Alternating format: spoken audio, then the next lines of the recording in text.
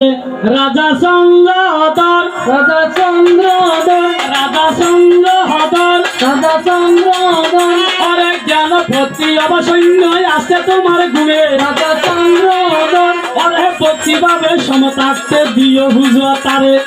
চন্দ্রধর আরে নদিলে বুঝো তো দিও ফাস্তায় মরবি রাজা চন্দ্রধর এবারে নিজে নিজে মনসা কথায় একটু করি ধর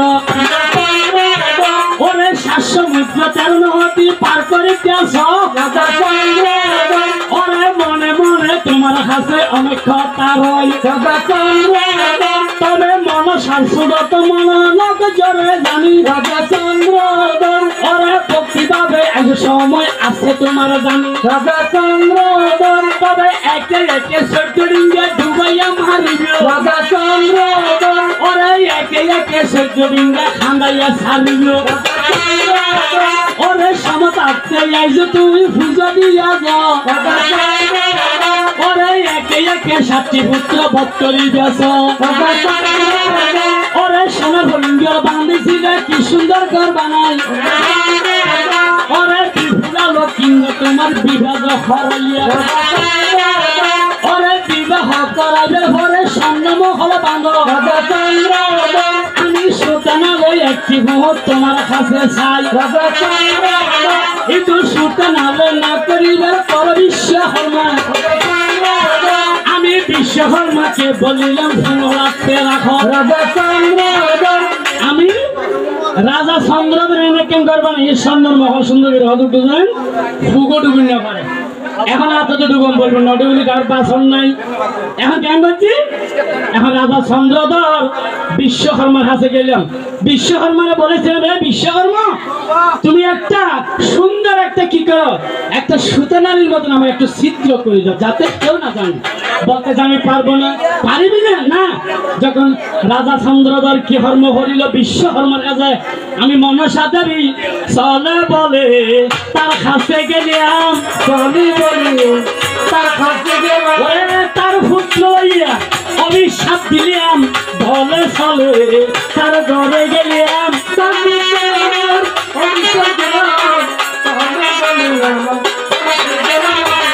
অভিশাপ যাতে যে তার দেখি বেগুন ফুয়াশা যাতে বেগুন ধর ধরে ধরি বিশ্বকর্মা মা মনসা একটু করি ধৈর্য ধর একটু করি আবার ধৈর্য ধর শীঘ্রের পথে যাইতে পারি একটু করি এবার ধৈর্য ধর শীঘ্রের পথে যেতে পারি একটু করি আবার ধৈর্য ধর বলতেছে এ বিশ্বকর্মা তুমি তাড়াতাড়ি করে দাও আমার সময় হচ্ছে কারণ সূর্য অস্ত উঠিব আগে সূর্য অস্ত উঠিব আগে ওরে ত্রিত্রিবর্তবিদে নামে রাখিলে সূর্য অস্ত হইবার আগে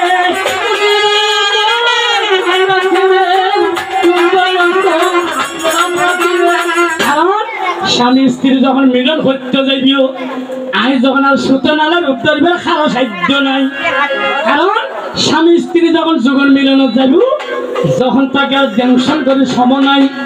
তখন বলতেছে কি ফুলসজ্জের আগে না তাকে পৌঁছন পড়িবে কারা হচ্ছে বিশ্বকর্মার হচ্ছে এখন বিশ্বকর্মা হচ্ছে ফুলসজ্জের আগে তুই যাইতে দিবি কোনো চিন্তা নাই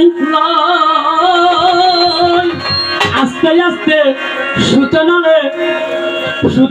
প্রবেশ করিয়া একমাত্র লক্ষ্মীন্দরকে তখন দংশন করিল এবার লক্ষ্মীন্দর তখন দংশন করিল বেহুলা নাকি ওই সুতনালে সর্বনাশ ছাড়িয়া তখন আগের মধ্যে বাঁধিয়া রাখিল সোনার আগের মধ্যে বাঁধিয়া যখন